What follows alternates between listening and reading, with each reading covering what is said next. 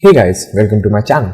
I'm creating an exciting RPG-like game called Campus Chronicles. This is my first devlog of it. And I'm making something like a Legend of Zelda, if you have played it.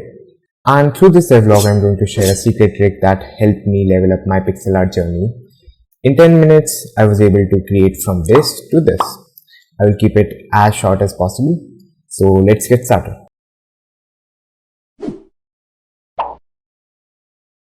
After seeing many videos online, here's what I learned from all these videos.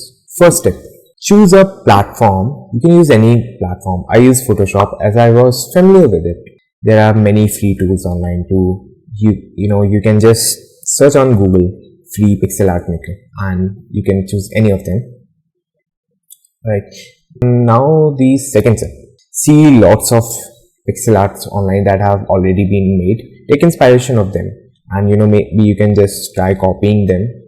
This will improve your dataset that you are working on and will give you new ideas at how hands are made, or how legs are made, or how heads are made, or how body shape is made. I tried making a mushroom first. I started with a mushroom, the mushroom from Mario. Now this secret trick that leveled up my pixel art is don't start by making the boundaries first, right? Start by making a silhouette of the pixel art that you are making.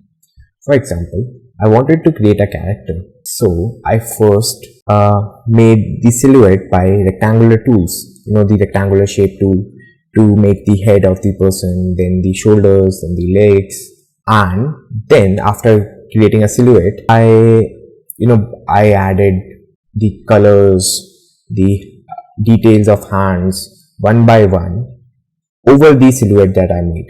This made the process much easier than to starting from scratch and creating a boundary first. And this also ensures that your character or the object that you're making have a symmetry. And after this, the sky is the limit. You just need to keep making more and more pixel art and things automatically will become better. It became better for me.